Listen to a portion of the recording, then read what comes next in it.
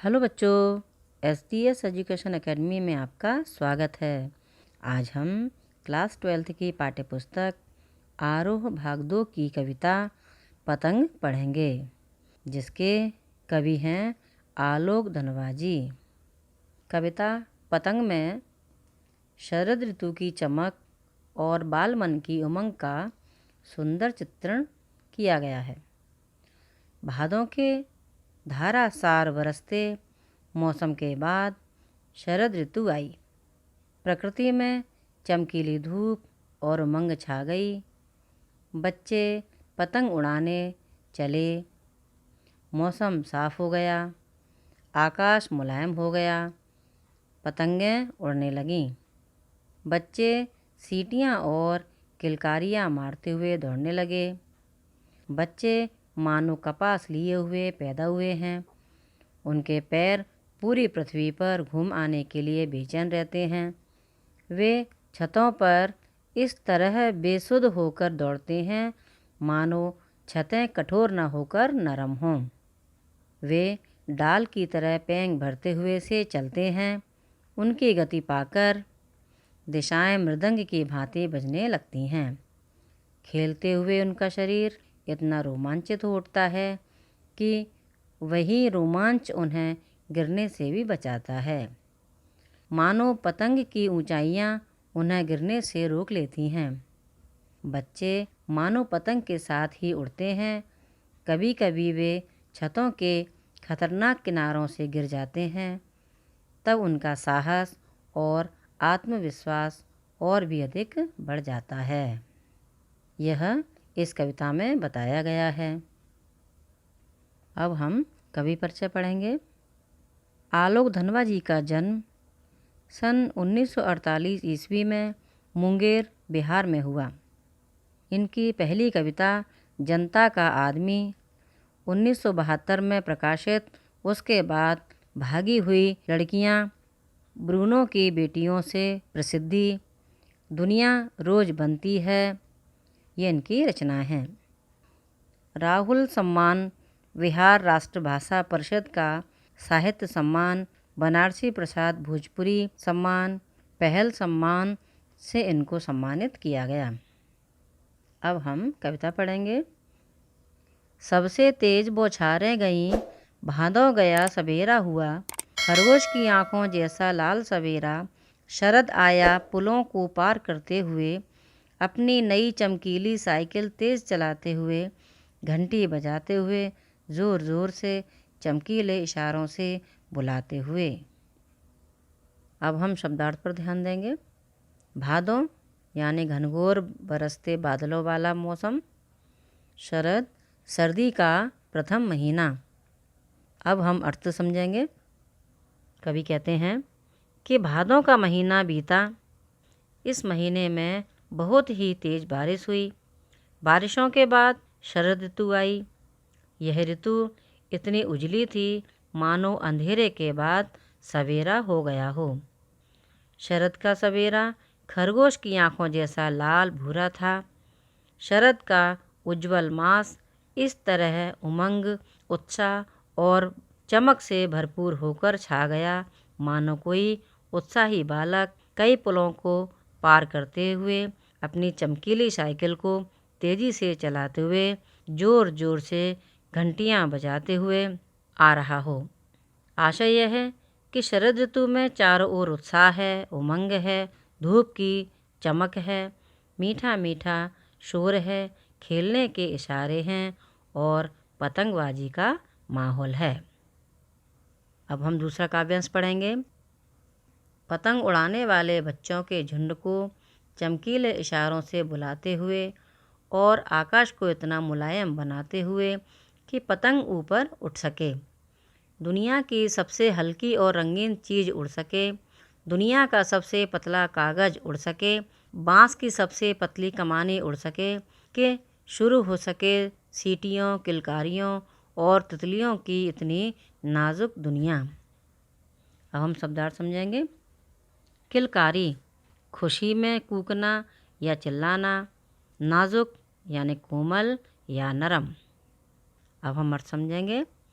कवि कहते हैं कि शरद मानो पतंग उड़ाने वाले बच्चों को चमकीले इशारों से बुलाते हुए आ रहा है।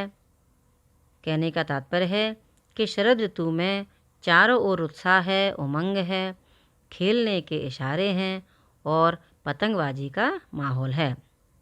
यूँ लगता है मानो शरद ऋतु रूपी बालक आकाश को बहुत कोमल, साफ और मुलायम बना दिया है, जिससे कि आकाश में पतंग उड़ सके। पतंग दुनिया की सबसे पतली, हल्की और रंगीन चीज़ है। उसमें लगी बाँस की कमानी भी बहुत पतली होती है।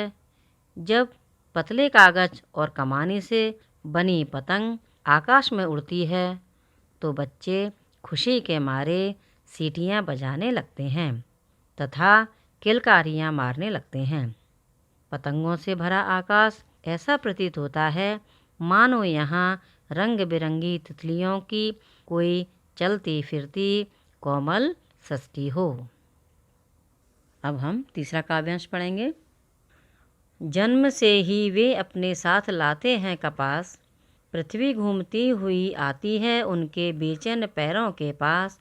जब वे दौड़ते हैं बेसुध, छतों को भी नरम बनाते हुए, दिशाओं को मृदंग की तरह बजाते हुए, जब वे पैंग भरते हुए चले आते हैं डाल की तरह लचीले वेग से अक्सर। छतों के खतरनाक किनारे तक उस समय गिरने से बचाता है उन्हें सिर्फ उनके ही रोमांचित शरीर का संगीत। पतंगों की धड़कती ऊंचाइयां उन्हें थाम लेती हैं महज एक धागे के सहारे। अब हम शब्दार्थ समझेंगे। कपास यहाँ मुलायम और गद्देदार अनुभूति के लिए प्रयोग हुआ है। बेसुध यानी तल्लीन होना, मस्त होना। मृदंग एक वाद्य यंत्र जिसकी आवाज़ बहुत मीठी होती है। पैंग भरना यानी झूले झूलना। लचीला वेग यानी लचीली गति। रोमांचित यानी प्रसन्न। संगीत यहाँ लय या मस्त गति का अर्थ है। महज यानी केवल। अब हम अर्थ समझेंगे। कवि कहता है ऐसा लगता है कि बच्चे जन्म के साथ ही अपने शरीर में कपास ले आए हैं। आशय यह है उनके शरीर चोट और खरोंच को सहने योग्य होते हैं। उनके पाँवों में एक बेचैनी होती है जिसके कारण वे सारी पृथ्वी को नाप डालना चाहते हैं। वे मानो सारी धरती पर घुमाना चाहते हैं। उनके जीवन में ऐसी बेहोश मस्ती होती है कि उन्हें धूप, गर्मी, कठोर छत, दीवारों आदि का बोध तक नहीं होता।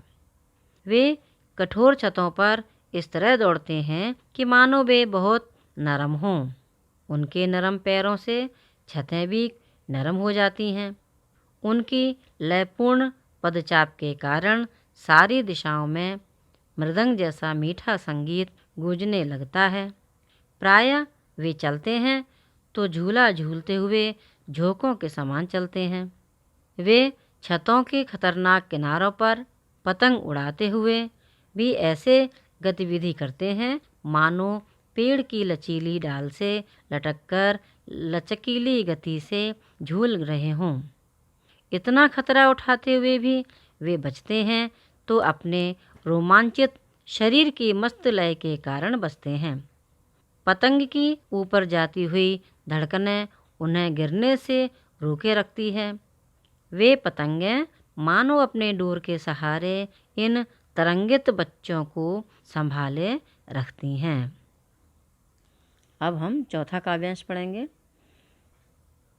पतंगों के साथ साथ वे भी उड़ रहे हैं अपने रंध्रों के सहारे। अगर वे कभी गिरते हैं छतों के खतरनाक किनारों से और बच जाते हैं तब तो और भी निडर होकर सुनहले सूरज के सामने आते हैं। पृथ्वी और भी तेज घूमती हुई आती है उनके बेचैन पैरों के पास। शब्दार्थ समझेंगे। रंध्र यानी छिद्र, शरीर के रोएं। पृथ्वी यानी धरती। अब हम अर्थ समझेंगे। कवि कहते हैं कि पतंग उड़ाने वाले बच्चे मानो पतंग के साथ साथ खुद भी उड़ रहे हैं। वे अपने शरीर के रोंों से निकलने वाले संगीत के सहारे उड़ रहे हैं। यूँ तो वे कभी गिरते नहीं, परंतु यदि कभी कभार वे छतों के खतरनाक किनारों से नीचे गिर भी जाते हैं और बच जाते हैं, तो वे पहले से भी अधिक निर्भय हो जाते हैं। तब वे अत्यधिक उत्साह के कारण सुनहले सूरज के समान प्रकाशित हो उठते हैं। तब वे अपने बेचैन पैरों से मानो सारी पृथ्वी को नाप लेना चाहते हैं। वे सब ओर घूमना फिरना चाहते हैं। उनका उत्साह कई गुना हो जाता है। इस पूरी कविता में मानवीकरण अलंकार का प्रयोग किया गया है। कई बिंबों का प्रयोग किया गया है, जैसे दृश्य बिंब है, श्रव्य बिंब है, स्पर्श बिंब है। कई जगह उपमाओं का प्रयोग किया गया है। पुनरुक्ति प्रकाश अलंकार है, अनुप्रास अलंकार है। साथ साथ तत्सम उर्दू और तद्भव शब्दों का मिला जुला प्रयोग भी किया गया है, जिससे ये कविता अति सुंदर प्रतीत होती है। तो बच्चों, आज हमने कविता पतंग पढ़ी। अगर आपको ये वीडियो अच्छी लगी हो तो इस वीडियो को लाइक करें और अधिक वीडियो देखने के लिए इस चैनल को सब्सक्राइब करें। तो मिलते हैं अगले वीडियो में। धन्यवाद।